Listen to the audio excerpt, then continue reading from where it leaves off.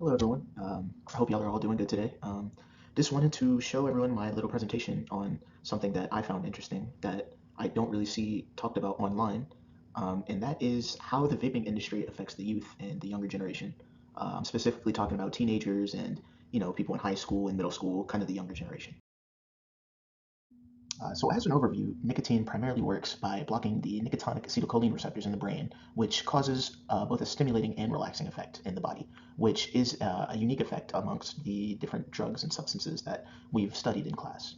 Um, there are a lot of different ways for nicotine to be administered to the body, but the fastest and arguably most efficient way is through smoking and through inhalation via the lungs, since it basically accesses the blood and goes through the capillaries and gets to the brain faster than rather than being metabolized in the liver.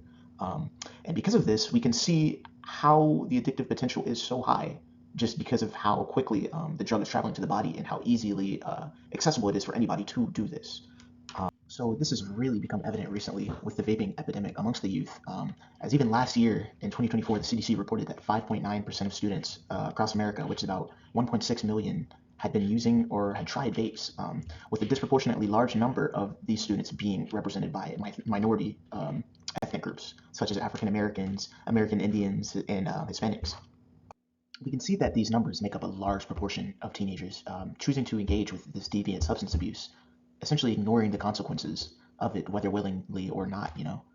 These consequences can manifest in several ways, such as cognitive development issues that can result in problems with attention, depression, anxiety, and a lot of other symptoms. But this doesn't even include the toxic components of the fake and unregulated vapes, which I think are just as much as a problem, if not more so, as they can contain cancerous chemicals and metals such as iron and nickel. Um, because there's a regulatory gap that exists here, it creates a perfect opening for black market manufacturers to exploit and take advantage of. And considering how new the vape industry is and the lack of evidence there is for effective long-term FDA regulation, young teenagers and consumers are left unprotected from these illicit manufacturers, as they're left to take advantage of them and just earn more profit and make more money. I mean, the numerous reports of the rates at which illicit vapes are being sold and bought by local smoke shops and sold to the general public is shocking, with them making up over 30% of the market in the US last year, which is more than a third of the products being sold nationwide. A lot of these unregulated products are sold too for a cheaper price at retail vape stores and behind the counter, earning the store owner a better profit while taking advantage of the consumer's health and safety. And considering that kids are more likely to engage with this behavior and buy something that may be cheaper without thinking about the consequences, kind of shows just how prevalent these numbers are. And we can also see online just how prevalent these numbers are in society, um, just with how much the kids are engaging with these fake products, um, which honestly just makes the epidemic even worse. So really, there are a plethora of examples of these unregulated, un-FDA regulated vapes that are being counterfeited and sold in the market. I have a couple examples here that I found on Instagram even, um, like this one that essentially shows a SpongeBob vape. It's a vape made after the SpongeBob cartoon, essentially trying to target the youth and trying to target a younger audience with getting this. And there's even vapes that have access to social media and have apps like a clock and like a music app, and there's just a lot of extra designs on them, and it kind of shows just how far that these illicit manufacturers are willing to go to get these sales and to take advantage of this younger audience. The problem is made even worse on social media as there's an increasingly relaxed mindset of consumers.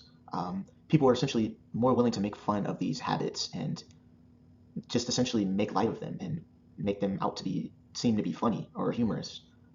There's even I have more examples on Instagram here of a student getting caught with his vape, and somebody made a meme of this, thinking it's funny, but in reality, this is just terrible behavior that's just going to lead the student into a bad path. And there's even examples here of just a military guy, just having a vape, looking, just trying to look cool, trying to have fun, but kids are going to see this and feel a type of way and maybe even think this is cool or maybe even try to replicate this. This lack of social media management again can be seen here with a kid just hitting a nicotine vape, and having this video posted online, just accessible to anybody essentially. I could go and make a new Instagram account today and look up this account and find this video and be able to watch this and react to it. There really isn't any sort of censorship or any banning or any regulation done by the social media company to try to stop um, kids from seeing this type of content. I mean, the fact that kids are easily able to get a hold of vapes in the first place, and let alone one from a black market or illicit, unregulated source, just kind of highlights the lack of just attention to detail and nuance that the industry currently has, in my opinion. Um, I genuinely don't think the issue will be solved, though, with um, simply FDA laws and drug banning and seizures. I think rather it would take a step from media managers to try to, hinder kids from seeing this, or even, being able to consume this content. I mean, again, here's another video on Instagram of a kid just smoking a vape, casually just on Instagram, and I found another video of somebody else, making light of a kid smoking in class and making this look like it's cool with this caption, So the fact that social media is allowing things like this to be posted daily with no restrictions just allow the issue to be exacerbated by kids, inadvertently, even though they're not, trying to cause harm to anybody. They're making light of a more serious situation. At the end of the day, I'm glad to be able to come on here and discuss um, this topic. As, like I said earlier, I've really never seen anybody online talk about this and talk about how bad it is with the youth. So please just let me know how you guys feel about this issue in the comments. And if you could, please compare this to the way you would cigarettes and how cigarettes were used back in the day when they were first introduced in America, because that's a big question I've had on my mind about how is this different and similar to that situation, and is it better or is it worse? Honestly, personally, I really don't know. I think there's a lot of good positions on both sides, but I think it's a very interesting discussion to have. But thank you guys for tuning in.